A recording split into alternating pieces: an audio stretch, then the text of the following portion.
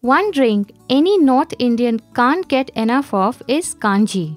This tangy drink is especially consumed during Holi to soothe the gut after heavy festive eating.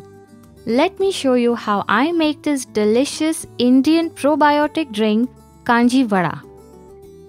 Making Kanji water is extremely easy. I'm taking here 1.5 liters of drinking water. Into this, I'm adding half teaspoon Asafoetida or hing, 1.5 tablespoon of black mustard seeds powder, 1 teaspoon turmeric powder, 1 tablespoon red chilli powder, salt as per taste. Let the spices mix well in the water. Kanji requires minimum spices.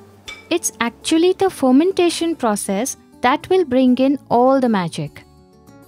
While you can use yellow mustard seeds powder instead of black, I prefer the latter since it gives a more robust and pungent flavor required for the kanji. Simply cover it and keep this aside for 3 days in a warm place. Let me show you what happens after 3 days of fermentation. You will see swelled up, ground mustard seeds risen up and floating after fermentation. Besides this visibility, it will smell pungent, tangy and sour. And this means it's time to make the vadas and put them into this.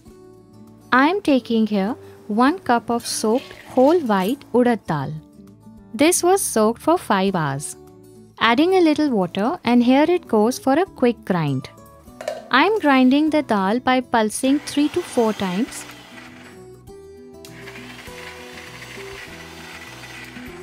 Let's check. The consistency is still coarse.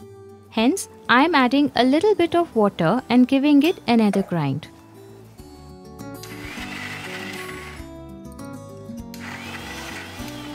Let's check. Yes, this is what we are looking at.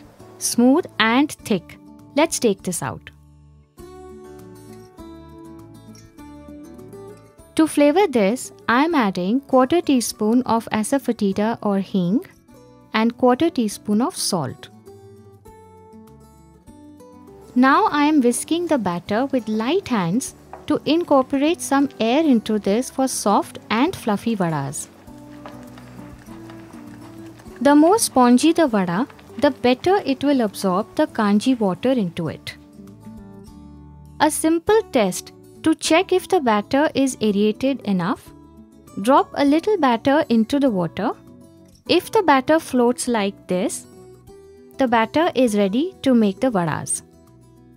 Next, take a dollop of batter in your hand and drop it in heated oil on medium flame. If you observe, I have kept some water in a bowl handy. In case the batter sticks to your hands and you face difficulty in dropping it, wet your hands. The batter will easily slide into the oil. I really didn't need to.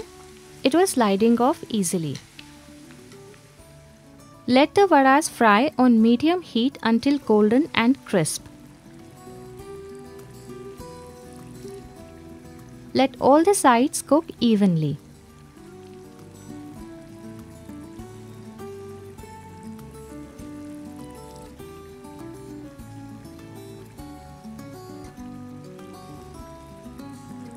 Once done, drop them in a bowl of water and let them soak for 5 minutes to get rid of excess oil.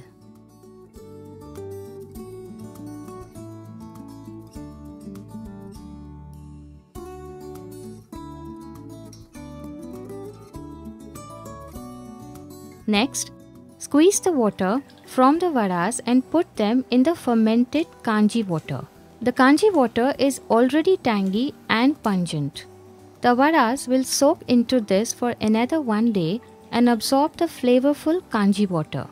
While I have seen some people putting fried vadas in the kanji and consuming it instantly, that's not the authentic way. I suggest let the vadas soak in the fermented water for a day for the best kanji vada experience. I am covering and keeping this aside for a day at room temperature.